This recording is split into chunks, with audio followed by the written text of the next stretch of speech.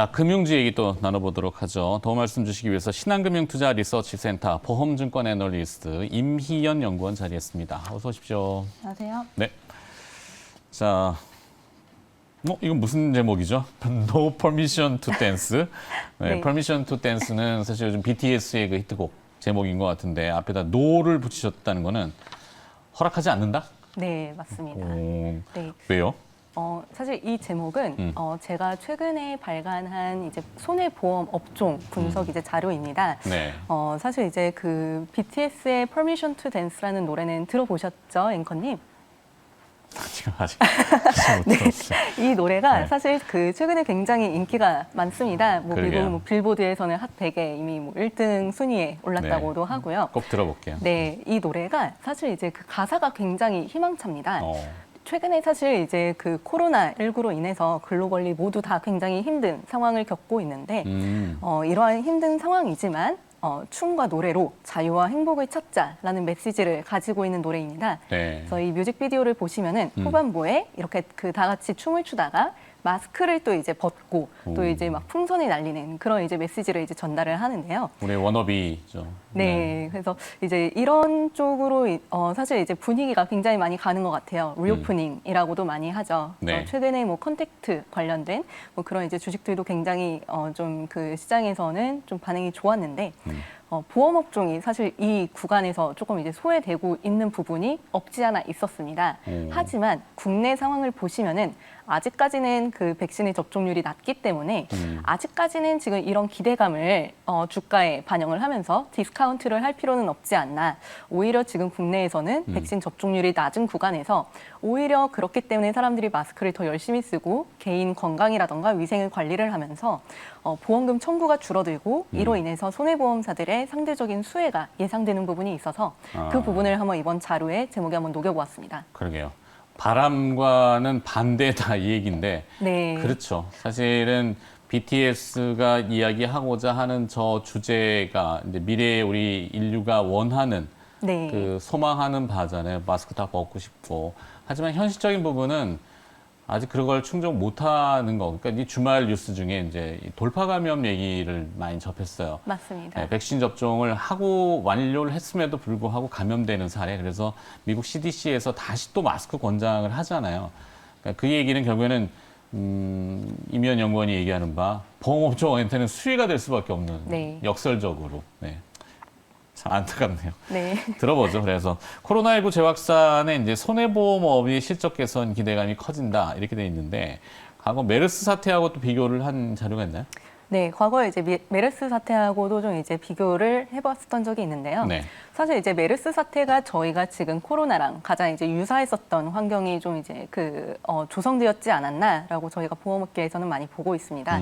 이때 당시에도 사실 이제 호흡기 관련된 이제 질병이었기 때문에 좀 이제 뭐 마스크를 지금처럼 이제 의무화를 한다던가 그런 건 아니었지만 네. 사회적으로 좀 이동을 좀 이제 그 자제를 권고를 한다던가 혹은 이제 개인들이 알아서 이제 좀 이제 외부 외출을 좀 자제를 한다던가 좀 이제 손 소독제를 적극적으로 활용을 하는 그런 이제 관리를 좀 많이 했었던 시기입니다. 네. 이때 당시에 보시면은 좀 이동량 감소도 있었고 마찬가지로 이제 그렇기 때문에 보험금이 줄어들고 이로 인해서 보험사들의 실적이 개선이 되는 모습이 나타났습니다.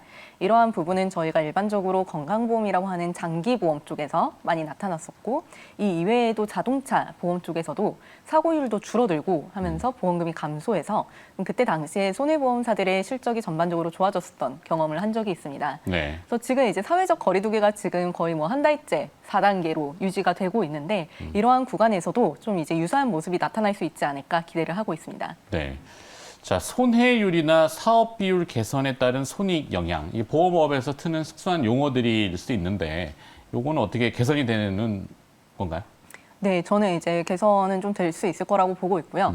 사실 시장에서 조금 많이 우려하시는 부분은 만약에 이제 코로나19가 다시 이제 재확산이 되면은 네. 또 이제 경기 개선 속도가 뭐 둔화가 된다던가 또 이제 그런 쪽으로 좀 우려가 많으신 것 같은데 네. 사실 그런 거랑 무관하게 보험업종 같은 경우에는 주요 영업지표가 모두 다 개선이 될 수 있을 거고요.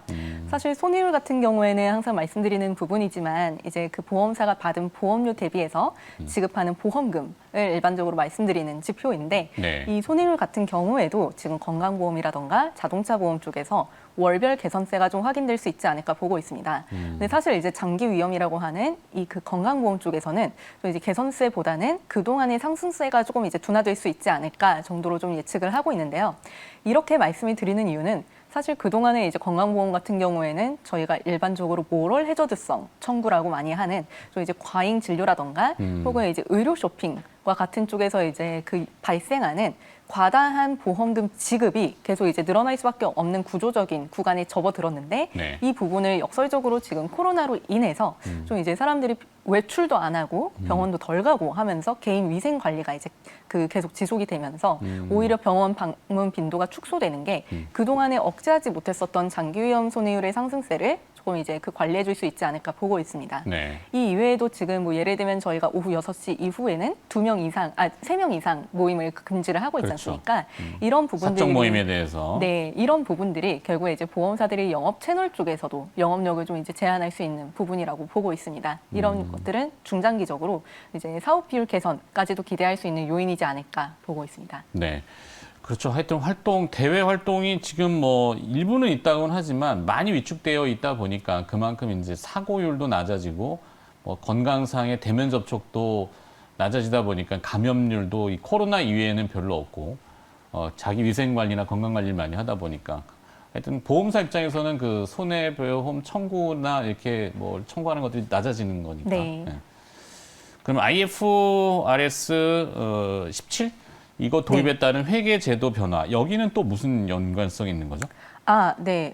이게 그 내용이 전달이 조금 다르게 간 것 같아요. 네. 사실 이제 제가 여기서 이제 말씀드리고 싶었던 부분은 사실 그럼 이렇게 그 사회적 거리두기가 강화가 되는 부분은 그럼 이제 반대로 말하면은 뭐 백신 접종률이 올라가고 그러면 이제 다시 좀 이제 리오프닝이 되면은 다시 손해율이 올라가고 보험사들 뭐 이익이 좀 나빠지지 않겠냐 이런 쪽까지 사실 이제 시장에서는 우려를 하실 수 있을 것 같아요. 네. 근데 저는 아직 그 부분에 대해서는 좀 이제 제한적이다라고 일단 먼저 말씀을 드리고 IFRS 17으로 연결을 해서 말씀을 드리겠습니다.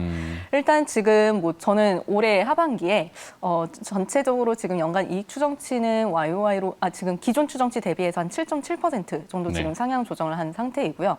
여기에 추가적으로 지금 그럼 결국에는 아까 말씀드린 것처럼 뭐 정상화가 되었을 때 좀 다시 이제 힘들어지지 않겠냐 제가 보험사들 3번 질문을 보실 수 건너뛰어서 있겠는데. 이런 현상이 벌어지는 건가요? 맞습니다.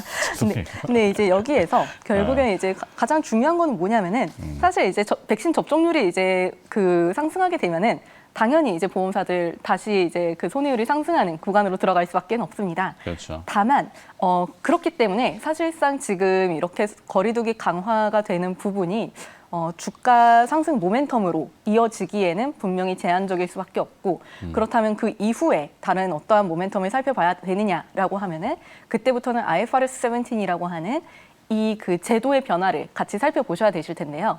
이 IFRS 17 같은 경우에는 현재 보험사들의 그 회계 제도를 좀 이제 그 변화를 하는 새로운 이제 회계 정책이라고 보시면 되시는데 네. 이 IFRS 17을 적용하게 되면은 2023년부터 현재 제가 커버하고 있는 손해보험사들의 이익 레벨이 굉장히 크게 지금 증익할 것으로 예상이 되고 있습니다.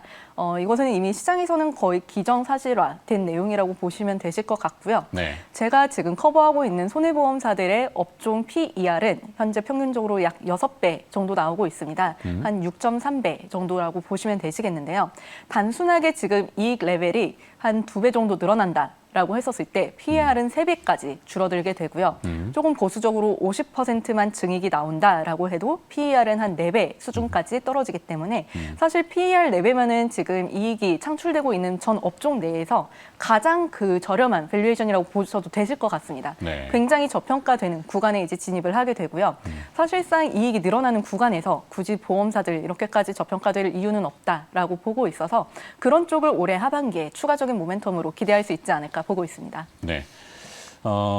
이게 금융업종은 사실 이익 구조를 평가를 받는 것이 뭐 국내 이제 투자자들한테는 어느 순간부터인가는 그게 적용이 잘 안 돼요. 네. 그러니까 그게 사실 그런 이익을 보고 금융주를 보는 거는 외국인 투자자들이잖아요. 맞습니다. 외국인 투자자들이 적극적으로 이제 대한민국 주시장에 무슨 삼성전자, 현대자동차 이런 대표 기업들도 있지만 대한민국 사들어 온다 바이코리아 하면은 대표적으로 금융주잖아요. 그중에 은행, 증권, 뭐 보험 이런 쪽인데 그래서 이 얘기를 왜 여쭤보냐면은 외국인들의 구미를 조금 이제 유혹할 수 있는 이익은 좋은데 이 밸류에이션 수준도 낮은데 좀 뭔가 트리거가 될 수 있는 거는 금리 아닐까 싶긴 해요.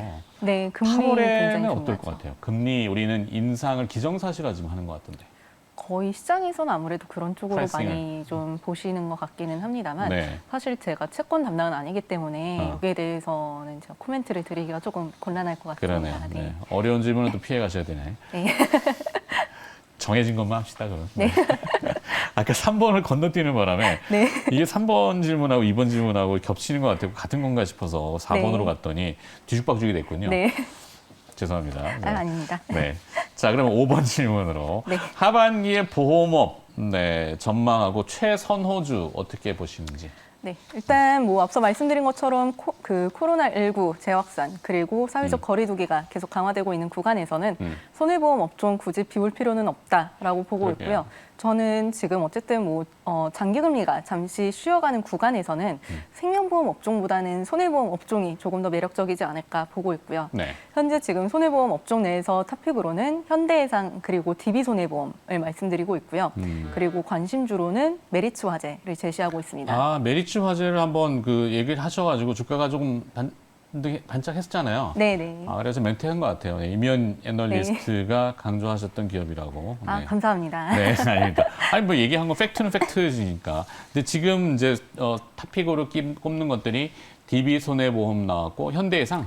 네, 맞습니다. 이런 쪽으로. 사실 지금 현대해상하고 DB손해보험 같은 경우에는 1위권, 이제 대형 손해보험사가 아니라 2위권 사라고 보시면 되시거든요. 네. 보통 이렇게 그 전반적으로 사이클이 좀 이제 구조적으로 턴어라운드 하는 구간에서는 항상 이제 2위권사들이 훨씬 더 높은 베타를 보여왔고 여기에서도 좀 추가적인 상승 여력이 더 많이 남아있지 않을까 기대하고 있습니다. 좋습니다. 탑픽 기업 들어봤습니다. 현대해상하고 DB 손해보험 그리고 관심주는 메리츠 화재 이렇게. 네. 신한금융투자 리서치센터 보험증권 애널리스트 임희연 연구원이었습니다. 고맙습니다. 네, 감사합니다.